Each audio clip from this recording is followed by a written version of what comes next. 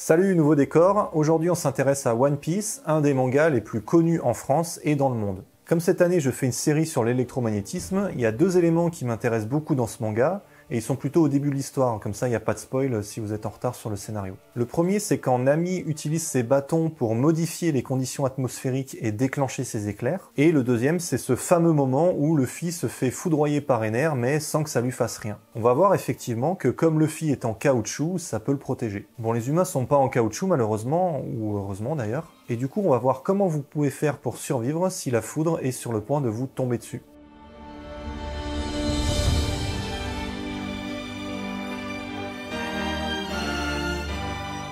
Quand elle se bat contre Miss Doublefinger, Nami cherche à la foudroyer grâce au pouvoir de ses bâtons. Ces bâtons peuvent créer de l'eau, envoyer des bulles d'air chaud, des bulles d'air froid et des bulles de foudre. Elle commence par rendre l'atmosphère plus humide, ensuite elle envoie des bulles d'air chaud qui montent en captant l'humidité, puis des bulles d'air froid qui vont refroidir l'air chaud et humide pour former des cristaux de glace. Grâce à tout ça, elle arrive à former un petit nuage au-dessus de son ennemi. Et quand elle envoie une boule de foudre, ça crée un éclair qui foudroie Miss Doublefinger. Alors effectivement, dans la nature, un nuage se forme quand une masse d'air chaud et humide se refroidit. Quand le refroidissement est au niveau du sol, ça donne le brouillard, mais souvent l'air chaud monte tout seul parce qu'il est moins dense, et une fois qu'il arrive à haute altitude, là il va subir un refroidissement. Et quand la température diminue, la vapeur d'eau peut se transformer en eau liquide ou en glace. On en avait un peu parlé dans la vidéo Réponse aux questions sur Interstellar. Pour étudier les changements d'état, on aime bien tracer le diagramme pression-température. Donc ici, on s'intéresse à l'eau, et en chaque point du diagramme,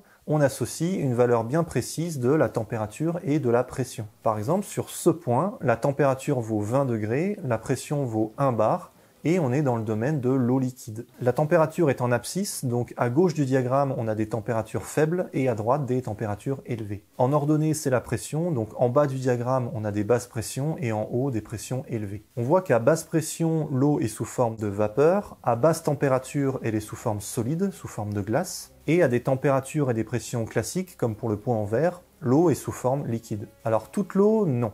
Dans l'air ambiant, il y a toujours un certain taux d'humidité. À moins que vous soyez en plein milieu du Sahara, il y a de la vapeur d'eau dans l'air, même s'il fait 20 degrés. Effectivement, l'eau liquide peut passer à l'état gazeux de deux manières. Soit par ébullition, et dans ce cas-là, il faut chauffer jusqu'à 100 degrés, soit par évaporation, et là, ça peut se faire à une température plus basse. L'évaporation se fait surtout au niveau des océans. Et quand cet air humide va arriver au niveau des terres, il est chauffé et va monter en altitude. Et donc les orages vont plutôt se former au-dessus des terres. Sur cette carte, on voit que les endroits où la foudre tombe le plus souvent, c'est au niveau de l'équateur, là où il fait chaud. Et on voit aussi que la foudre tombe beaucoup plus sur les continents que sur les océans. Donc la chaleur fait monter l'air en altitude, la pression va diminuer, mais surtout la température va chuter. Sur le diagramme, le point qui était dans le domaine de la vapeur d'eau, quand la température diminue, il va se déplacer vers la gauche. Et au bout d'un moment, il va passer dans le domaine de l'eau liquide. Pour être plus précis, en fait, on mesure l'humidité relative, c'est ce qui est mesuré par les hygromètres. Et ce qu'il faut retenir, c'est que quand la température diminue,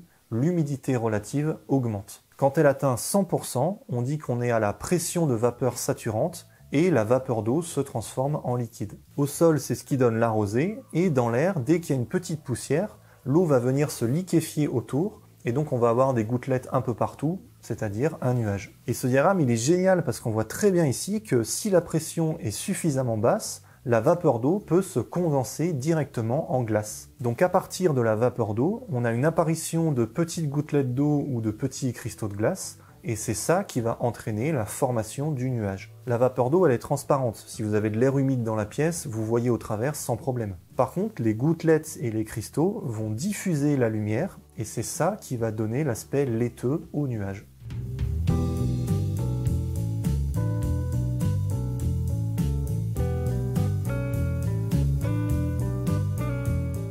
En 1752, Thomas d'Alibard montre que la foudre est bien un phénomène électrique, comme l'avait théorisé Benjamin Franklin. On parle souvent de l'épisode de Benjamin Franklin avec le cerf-volant, ça c'est une légende. En fait, la première expérience, elle a été faite en France, à Marly-la-Ville précisément. Ce que fait Dalibard est assez simple. Il fixe une tige de fer à la verticale, et il met le bas de la tige dans une bouteille en verre, pour fabriquer quelque chose qui ressemble à la fameuse bouteille de Leyde dont on avait parlé dans l'épisode sur Tesla.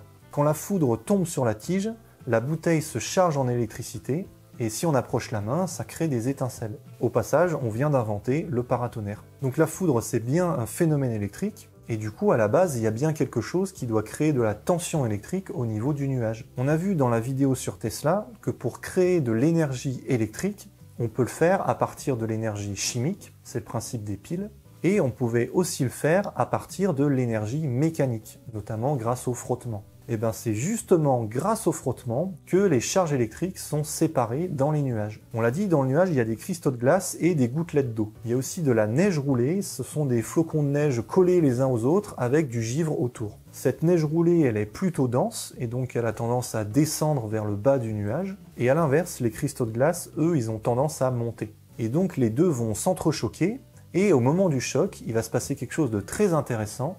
La neige fondue va arracher des électrons aux cristaux de glace. Du coup, cette neige fondue, elle a récupéré des électrons, donc elle va être chargée négativement, et comme elle descend, peu à peu, le bas du nuage va se charger négativement. Les cristaux de glace, eux, ils ont perdu des électrons, donc ils vont être chargés positivement, et eux, ils montent, donc le haut du nuage va peu à peu se charger positivement. Bon, dans le nuage, il y a des courants dans tous les sens, donc c'est beaucoup plus compliqué que ça, mais en gros, voilà ce qui se passe. Première étape, la vapeur se change en eau liquide ou en glace. Ça dégage de l'énergie, ce qui fait que le nuage va beaucoup s'étendre en altitude. Ça va former les fameux cumulonimbus, les nuages d'orage. Et au cours de l'expansion, on l'a dit, il y a des chocs qui vont séparer les charges électriques, et en gros, on a les charges plus qui vont aller en haut et les charges moins qui vont aller en bas. On en avait déjà parlé avec la bouteille de Leyde. Quand vous avez une accumulation de charges moins et que juste à côté vous avez un isolant, et bien de l'autre côté de l'isolant, vous allez avoir par influence une accumulation de charges plus. Donc ici, on a une accumulation de charges moins en bas du nuage, on a l'air qui est isolant, et de l'autre côté de l'air, on a le sol, et donc le sol va se charger positivement par influence. Et là, qu'est-ce qu'on a? On a des charges moins au niveau du nuage, des charges plus au niveau du sol. Et bien ça va créer une tension électrique. Et quand la tension va devenir trop élevée, vous savez ce qui va se passer.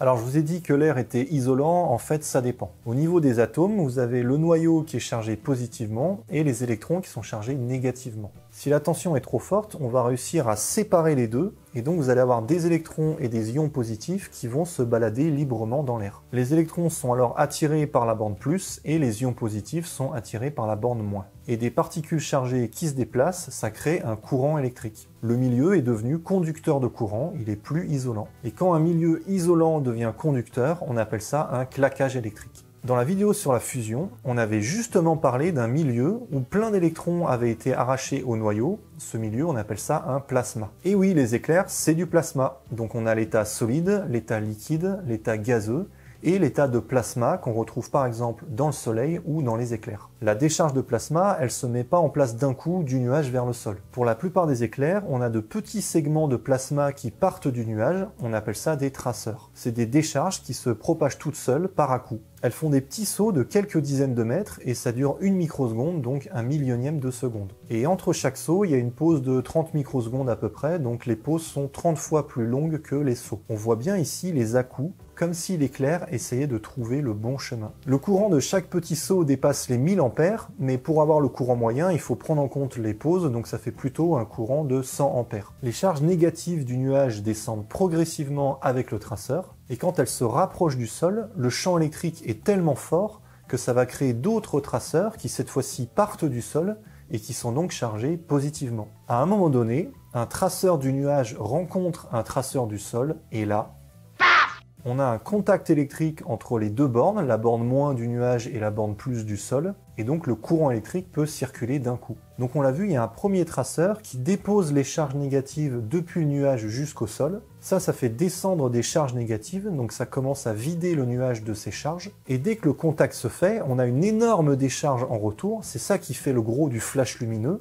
Et cette décharge, elle transporte cette fois-ci des charges positives du sol vers le nuage. Et donc dans les deux cas, ça rééquilibre les charges, ça fait baisser la tension. Très souvent, une seule décharge ne suffit pas pour vider le nuage, et donc on a plusieurs décharges qui passent par le même canal. C'est à cause de ces décharges supplémentaires qu'on a cette impression de clignotement quand il y a l'éclair. À noter que parfois, les premiers traceurs partent du sol, et donc au lieu d'appeler ça une décharge nuage-sol, on appelle ça une décharge sol-nuage. Le canal est chauffé à 30 000 degrés, et donc l'air autour va être dilaté d'un coup, et ça va créer une onde de choc qu'on appelle le tonnerre. Le courant délivré par l'éclair dépasse les 30 000 ampères, donc si vous le prenez en pleine tronche, ça fait des dégâts. Mais, un peu comme Luffy dans One Piece, et oui on y revient, la plupart des gens qui se sont fait frapper par la foudre ont survécu. On va voir pourquoi.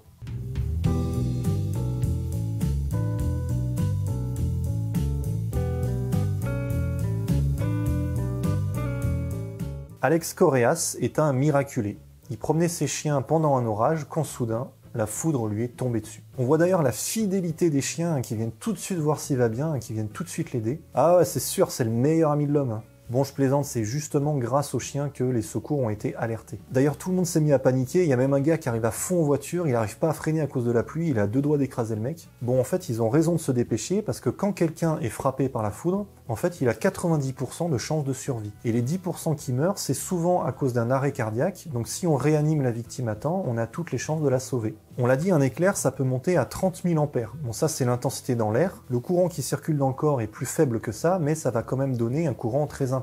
Heureusement, dans la plupart des cas, ça circule au niveau de la peau et ça passe pas à l'intérieur du corps. D'ailleurs, ça crée des traces sur la peau qu'on appelle des figures de Lichtenberg et ça peut aussi faire exploser les vêtements ou les chaussures. Bon, évidemment, même si la personne survit, c'est pas anodin, ça va créer des brûlures, des paralysies et des troubles psychologiques. Et quand le courant ne passe pas au niveau de la peau mais directement à l'intérieur du corps, ça peut endommager des organes et créer un arrêt cardiaque. Alors pourquoi est-ce que Luffy ne subit aucun dégât quand il se fait foudroyer? Vous connaissez sûrement la loi d'Ohm, U égale RI, la tension est égale au produit de la résistance par l'intensité du courant. Et donc l'intensité, c'est la tension divisée par la résistance. Quand l'éclair est sur le point de vous toucher, ça va créer une tension avec une valeur donnée très importante, mais comme vous divisez par la résistance, si cette résistance est grande, eh ben ça peut donner un courant finalement assez faible. Souvent, on caractérise les objets par leur résistance et les matériaux plutôt par leur résistivité.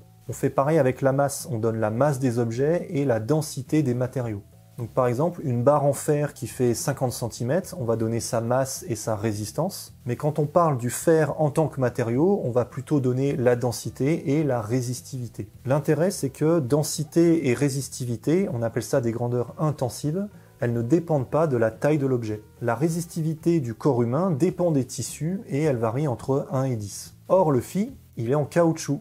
Et la résistivité du caoutchouc, c'est pas 1 ou 10, c'est 10 000 milliards. Et donc quand vous divisez par la résistance, qui est directement reliée à la résistivité, au lieu de diviser par 1 ou 10, vous allez diviser par 10 000 milliards. Et donc pour une même tension, Luffy va être traversé par un courant qui est 10 000 milliards de fois plus faible. Le caoutchouc, c'est un très bon isolant électrique. Alors nous, on n'est pas en caoutchouc, donc la solution, c'est plutôt de tout faire pour éviter de se prendre la foudre. Si on peut, il faut se mettre à l'abri dans un bâtiment ou dans une voiture. La voiture, elle est en métal, mais justement, elle fait cage de Faraday, donc vous êtes protégé. Pareil, quand un éclair touche un avion, le courant passe par la carlingue, et donc ça pose aucun problème aux passagers ou à l'électronique de bord. Voilà, les autres conseils, c'est de fuir les zones dégagées, les plans d'eau, les plaines. Évitez de rester à côté d'un poteau ou d'un arbre isolé. Déjà, l'arbre, il peut être détruit par la foudre et vous tomber dessus. Et surtout, le courant qui va passer par l'arbre, ensuite il va passer dans le sol, et si vous êtes sur le chemin, vous allez vous prendre le jus. La foudre, ça peut tuer jusqu'à 30 mètres du point d'impact.